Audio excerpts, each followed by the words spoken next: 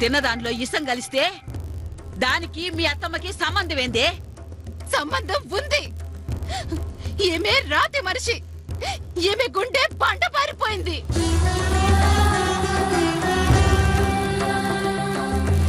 గ్రహదోషాలున్నాయి, శాంతులు చెయ్యాలని, పూజలు చెయ్యాలని మమ్మల్ని రమ్మంది. నేను రాను అన్నాను. నీకు తెలుసుగా. అందుకే మేము తనను ఎదిరించామని మా మీద పగపట్టింది.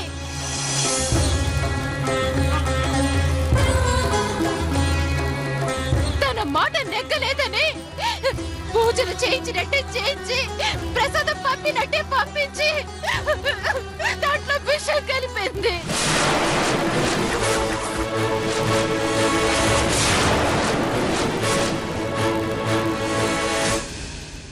అందుకే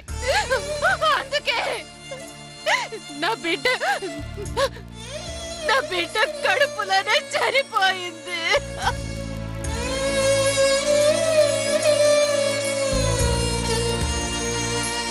ఈమెకి కడుపు తీపి లేదు.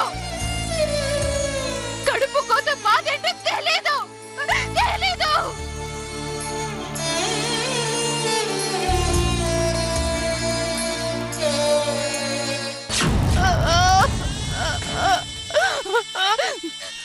పాము తన పిల్లల్ని తానే తింటుందట.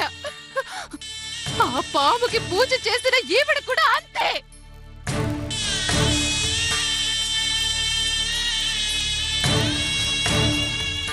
నా బిడ్డని పొట్టను పెట్టుకుంది. నాకు అన్యాయం జరిగింది. నాకు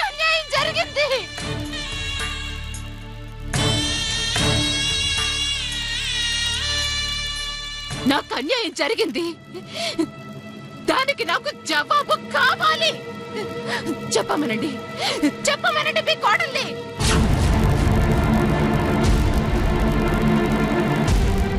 జవాబు చెప్పమనండి.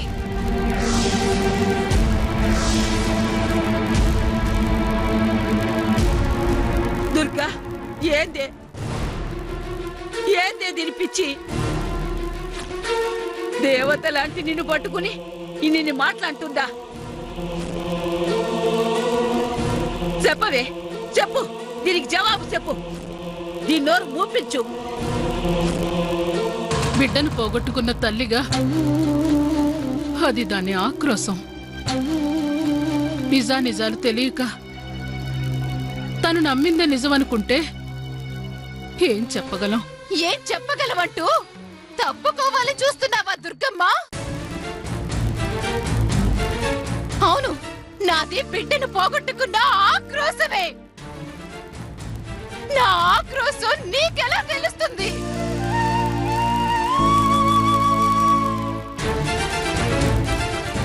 ఒక కొడుకుని, ఒక కోడల్ని శాశ్వతంగా దూరం చేసుకున్నావు.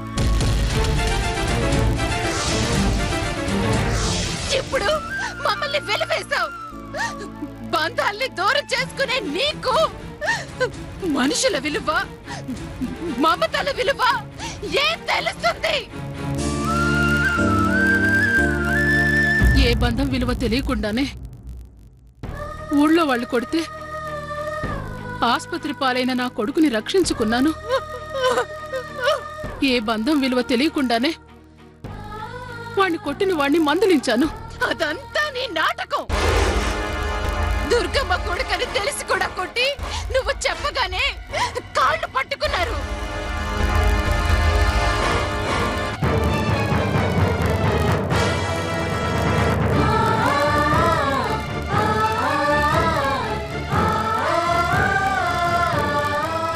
కుటుంబానికి అనర్థం జరుగుతాదని తెలిసి కలుపుకుపోవడానికి రమ్మన్నది నేను, రానన్నది నువ్వు. అవునవునవునవును, కలుపుకుపోవడాలు, కలగలపడాలు అన్నీ నీ ఎత్తులే. కుటుంబానికి అనర్థం జరుగుతాదని తెలిసి కలుపుకుపోవడానికి రమ్మన్నది నేను, రానన్నది నువ్వు. అవునవునవునవును, కలుపుకుపోవడాలు, కలగలపడాలు అన్నీ నీ ఎత్తులే. నువ్వేం చెయ్యాలనుకున్నా పగడ్బందీగా చేయడం నీ లక్షణం కదా. వదినా, మంచిలో కూడా చెడు వెతకడం నీకు అలవాటు అయిపోయింది.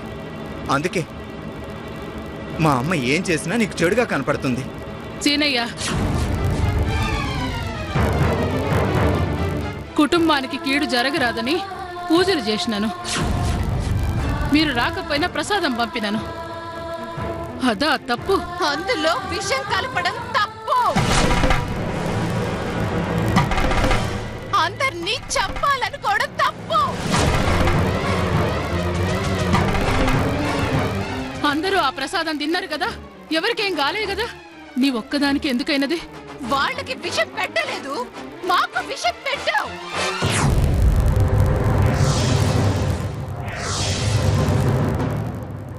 ఆ ప్రసాదం నీ ఒక్కదానికే పంపలేదు, మీరందరూ తినడానికే పంపినాను. మరసంటప్పుడు అది తింటే నా కొడుక్కి ప్రమాదమే కదా. నా కొడుకుని నేను చంపుకుంటానా? అవును, చంపుకుంటావు. నీకు కడుపు తీపి లేదు. నీకు కావాల్సింది నీకు ఎదురు చెప్పనోళ్ళు. ఎదురు తిరిగితే నువ్వు ఎవరిని వదలవు. అయితే నాకు ఎదురు తిరిగింది నువ్వు.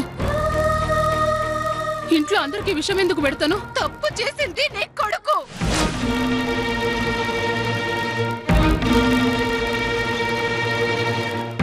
కానీ శిక్ష కుటుంబం మొత్తానికి వేలేదా? ఇది అంతే.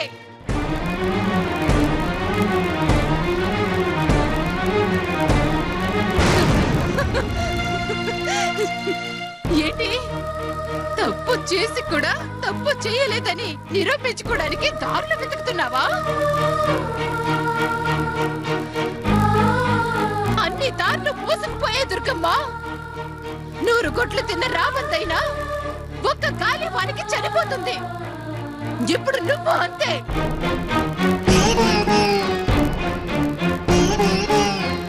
చెప్పు, నువ్వు పెద్ద మనిషివి కదా. కట్టుబాట్లు అంటూ చెయ్యని తప్పులకు కూడా అందరికీ శిక్షలు వేస్తావు కదా. ఎప్పుడు చెప్పు. నువ్వు ఒక తల్లి వయ్యుండి మరో ఆడదాని కడుపు కోతకి కారణమయ్యావు. దీనికి నువ్వే శిక్ష విధించుకుంటావు. చెప్పు.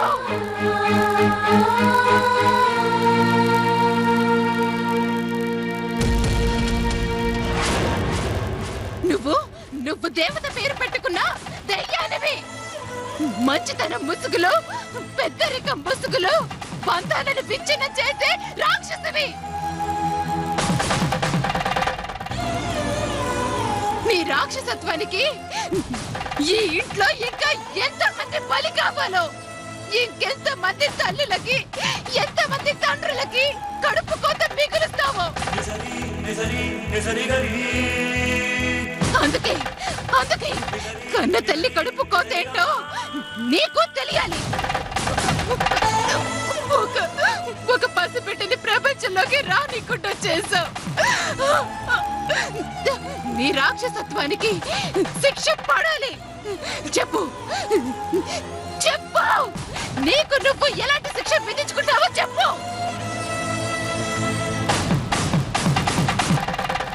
తప్పు చేసినప్పుడు కనికరించడంలో నేను కఠినంగానే ఉండుండొచ్చు, కానీ నేను కసాయిని గాను నా బిడ్డ ప్రాణాలను ఆడు ప్రాణంగా చూసుకునే అని భార్యను, హానికి పుట్టబోయే బిడ్డను సంపేంత రాక్షసత్వం నాకు లేదు. కాలం కలిసి రానప్పుడు తాడే పామే కాటేసినట్ల చుట్టూ ఉన్న పరిస్థితులు నన్నందరి ముందు దోషం చేసినాయి. తప్పు చెయ్యలేదని చెప్పడం తప్ప నిరూపించుకోవడానికి నా దగ్గర ఏ ఆధారమూ లేదు. ఎవరి అనుమానాన్ని నేను అవమానంగా భావించను. ఏ తప్పు చెయ్యని సీతకు కూడా నింద తప్పలేదు. నేను అంతే. నా నిజాన్ని నేను నిరూపించుకోవడానికి నాకు ఒకే ఒక మార్గం ఉంది. నిప్పుల గుండం.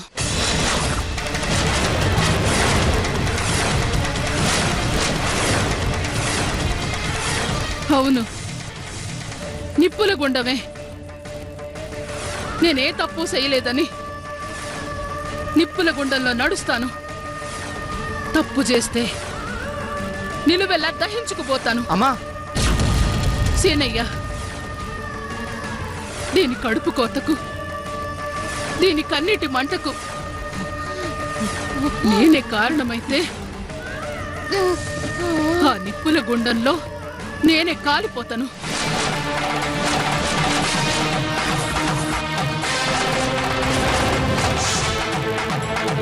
ఇది మైసమ్మ మీద ఆనా.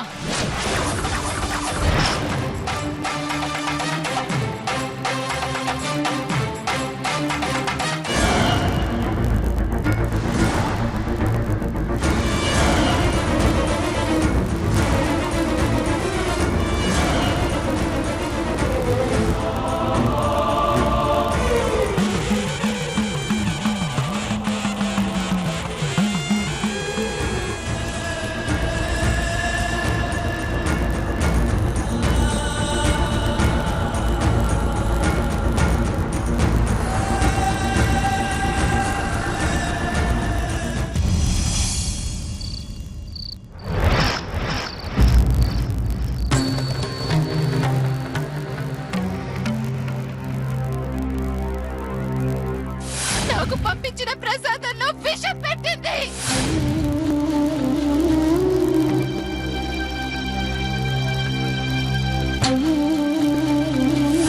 ఈమెకి కడుపు తీపి లేదు. కడుపు కోత బాధేంటో తెలీదు.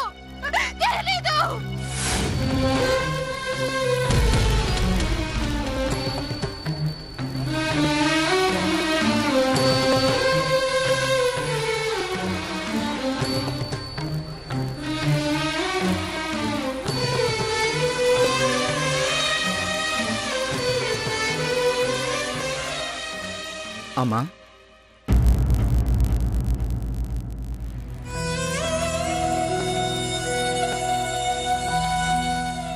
ఏంది సీనయ్య? అబద్ధం చెప్తే భరించలేవు, పొరపాటు చేస్తే క్షమించలేవు. అలాంటి నిన్ను పట్టుకొని తప్పు చేసావని నిలదీసిందే అనుకో, నిరూపించుకుంటాను అని నువ్వు అనడమేంటమ్మా? తప్పు చెయ్యలేదని మన మనస్సాక్షికి తెలుసు, కానీ సాక్ష్యం లేదు కదా సీనయ్య. సాక్ష్యాలు లేనంత మాత్రాన నిందలు నిజమైపోతాయమ్మా? సంధ్య కడుపుకోత నన్ను ముద్దాయిని చేసింది. నిరూపించుకోలేకపోతే నేను నేరస్తురాలనైతను బిడ్డ. ఇది నీ ఇల్లమ్మా, ఇక్కడ నువ్వే న్యాయదేవతవి. న్యాయదేవత ఎప్పుడు అన్యాయం చేయదమ్మా. నువ్వు నిన్ను నిరూపించుకోవాల్సిన అవసరం ఏంటమ్మా? నీ మాట వెనక్కి తీసుకో అమ్మా.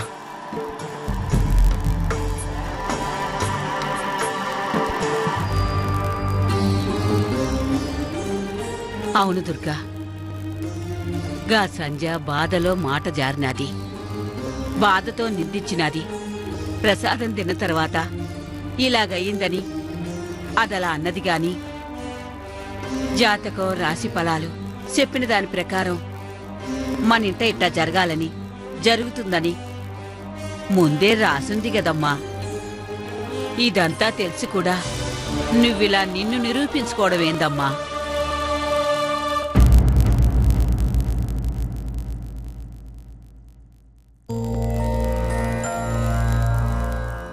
అత్తమ్మా, గది నాకు తెలుసు. గ్రహదోషాల వల్ల వాళ్ళందరికీ ప్రమాదం ఉంది. పూజ చేయడం వల్ల వాళ్ళు రక్షింపబడినా కడుపులోని బిడ్డకు గండం దప్పలే. ఈ నిజం తెలుసుకోలేకే ఈ నిందలన్నీ. ఆ విషయం నాకు తెలుసు. ఇంత తెలిసి నువ్వు నచ్చ చెప్పాల్సింది పోయి నువ్వు పంతానికి పోవడమేంటమ్మా? పంతం కాదు సీనయ్య.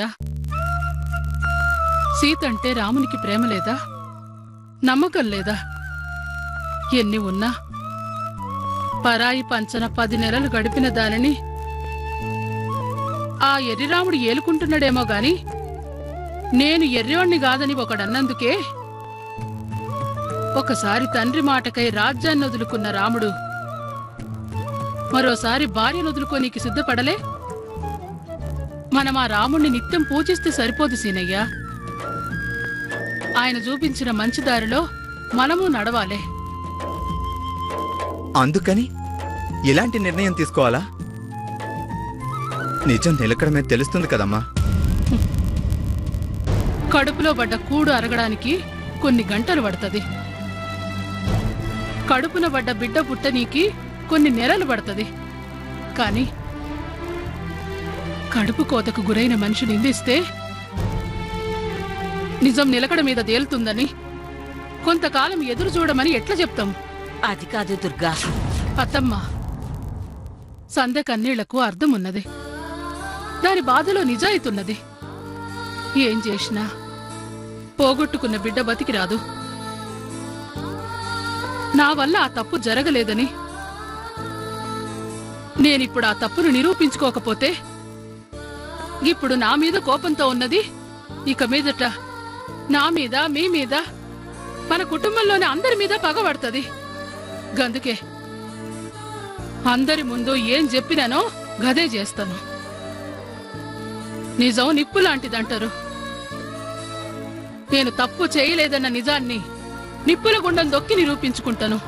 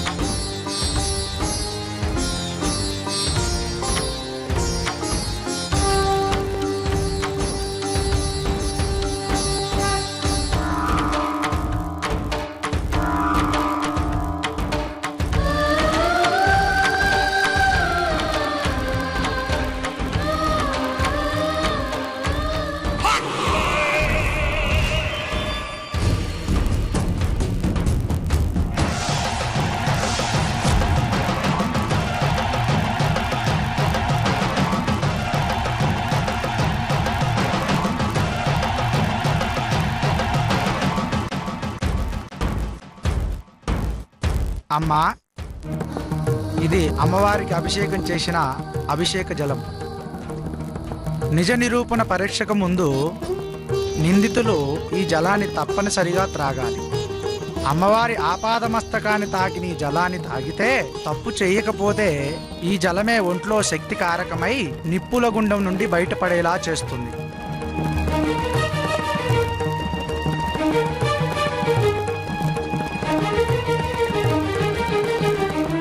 తప్పు చేసినట్లయితే ఈ జలమే ఒంట్లోని శక్తిని హరించి నిందితులు నిప్పుల్లో దహనమయ్యేలా చేస్తుందమ్మా.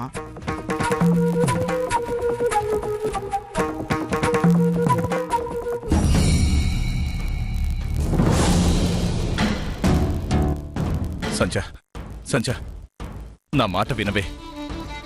మా అమ్మ ఏ తప్పు చేయలేదే.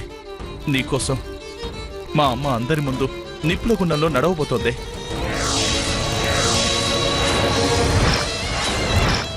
ఇప్పటికీ మించిపోయిందేం లేదు సంజ. ఒక్క మాట ఆగండత్తయ్యా అని చెప్పవే. తప్పు చేయని వాళ్ళకేమీ కాదు. తప్పు చేస్తే ఎవరు తప్పించుకోలేరని పూజారి గారు చెప్తున్నారుగా. మరి మీరెందుకు భయపడుతున్నారు? మీ అమ్మనా, లేకపోతే తప్పు చేసే ఉంటుందనా? సంజ, అరిస్తే నిజాలు అబద్ధాలు కావు. చూడండి, నిప్పుల గుండంలో పాపం దహించుకుపోతుంది. మనిషివేనా నువ్వు? మనుషులకైతే చెప్పొచ్చు గాని నీలాంటి దానికేం చెప్తాం? చా